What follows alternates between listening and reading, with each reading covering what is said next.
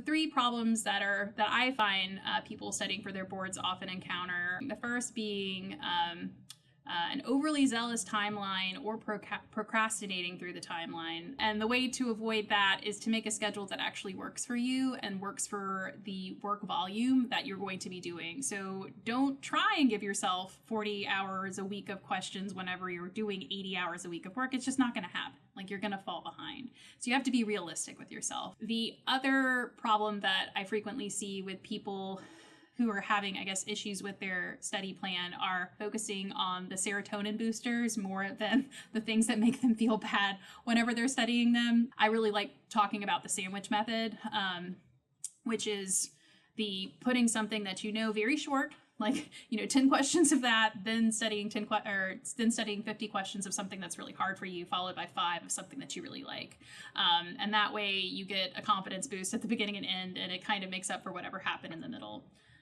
And the third problem would just be like, I know I'm supposed to study today, but I just don't have the energy, time, or mental space to do so, and kind of breaking through that mental barrier of getting to study, which for me is read a paragraph, do 10 questions. And often that will get you through the barrier of I just can't do it today.